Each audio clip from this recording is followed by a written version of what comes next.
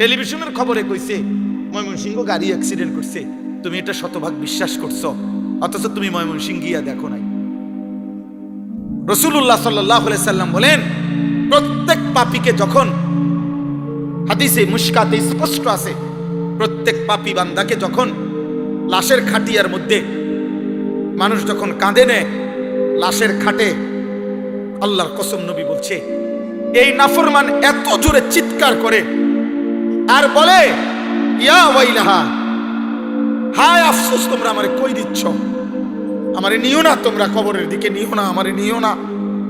আল্লাহর কসম নবী বলছে, যদি একবার পৃথিবীর মানুষ ওই নাফরমানের লাশের খাটিয়ার চিৎকার যদি একবার জীবনে শুনতো, লাসাইকা, পৃথিবীর সব মানুষ বেহুশ হয়ে যাইতো, আর কোনোদিন মানুষ কারো লাশ কাঁধে নিত না, আর কোনোদিন কোনো জানাজা দাফন হইতো না, মানুষের লাশ পড়ে থাকতো, কুকুর বিড়ালে টাইনা হেসরাইয়া খাইতো।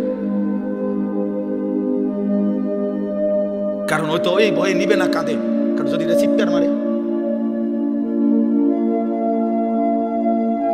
এই জন্য আল্লাহ বলেন, আমি চাইলে পারতাম, কিন্তু আমি তো চেয়েছিলাম। আমি আল্লাহ ১৬ লাখ নবী রাসূল পাঠাইছি।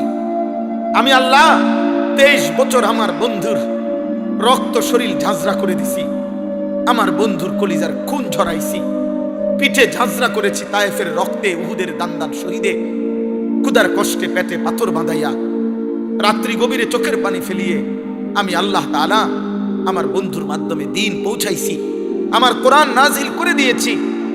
লক্ষ লক্ষবার আমি আল্লাহ বলেছি, বলতে চেয়েছি। কবর, হাসর, আখিরাত, মিজান, ফুলসিরাত, আমি আল্লাহ চেয়েছিলাম এগুলো না দেখে, আমার নবীদের কথা শুনে, আমার রাসূলের কথা শুনে, আমার কোরআন শুনে, ওলামায়ে কেরামের কথা শুনে আমি চেয়েছিলাম তুমি না দেখেই সেজদা দিবা, বিশ্বাস করবা, মানবা। আর আমি আল্লাহ চেয়েছিলাম আজ হাসরের ময়দানে আমি তোমার হাতে জান্নাত তুলে দেব, কিন্তু তুমি কদর করলা, কদর করলা। টেলিভিশনের খবরে কইছে ময়মনসিংহ গাড়ি অ্যাক্সিডেন্ট করছে, তুমি এটা শতভাগ বিশ্বাস করছো, অথচ তুমি ময়মনসিংহ গিয়া দেখো নাই। টেলিভিশনের খবরে বলছে চিটাগাঙে অ্যাক্সিডেন্ট হয়েছে, তুমি সেটা বিশ্বাস করেছ, কিন্তু আরশে আজিমের মালিক আল্লাহ বলছে জাহান্নামে আগুন জ্বলবে, তুমি সেটা বিশ্বাস করলা। এই সৃষ্টির সর্বশ্রেষ্ঠ রাসূল নবী পাক সাল্লাল্লাহু আলাইহি সাল্লাম, যিনি বন্ধুর কাছেও শ্রেষ্ঠ, যিনি দুশমনের কাছেও শ্রেষ্ঠ, যিনি ঈমানদারের কাছেও শ্রেষ্ঠ, যিনি মুশরিক কাফেরের কাছেও শ্রেষ্ঠ, 1450 বছরে পৃথিবীর যেই নবীকে গবেষণা করছে, ঈমানদার কাফের প্রত্যেকের কাছে আমাদের নবী সর্বশ্রেষ্ঠ। সেই তিনি বললেন কবর, হাসর, আখিরাত, মিজান, ফুলসিরাত, আমি আপনি তার কথা মানলাম না।